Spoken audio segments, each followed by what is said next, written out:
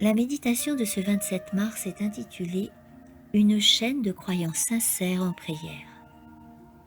Au reste, frères, priez pour nous, afin que la parole du Seigneur se répande et soit glorifiée comme elle l'est chez vous. 2 Thessaloniciens 3:1.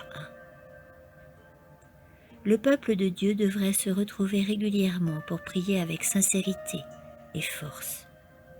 L'esprit des êtres humains devrait être sans cesse en prière.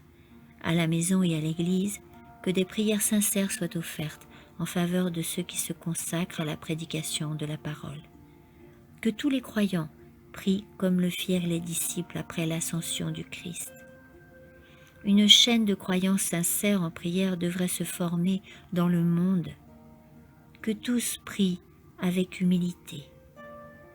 Quelques croyants peuvent se retrouver pour réclamer l'effusion du Saint-Esprit. Que tous ceux qui ne peuvent quitter leur demeure rassemblent leurs enfants et s'unissent pour apprendre à prier ensemble. Ils peuvent se réclamer de la promesse du Seigneur, car là où 2 ou 3 sont assemblés en mon nom, je suis au milieu d'eux. Matthieu 18:20. Rien n'est plus nécessaire dans l'œuvre de Dieu que les résultats pratiques d'une communion avec le Seigneur.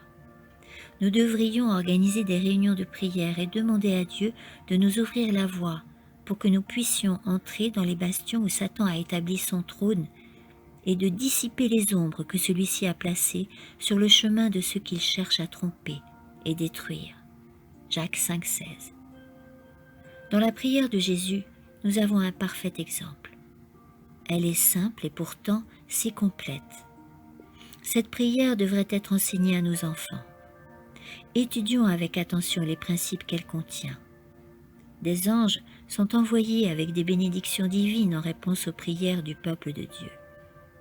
Par la prière quotidienne et la consécration, tous peuvent entrer en relation avec le Père Céleste qui leur accordera de riches bénédictions. De nombreuses personnes agiraient bien différemment si Dieu ôtait le voile qui le dissimule à nos yeux et s'il se révélait assis sur son trône dans le lieu saint du ciel, non dans le silence, mais entouré de myriades d'êtres heureux, attendant de recevoir ses commandements. Amen.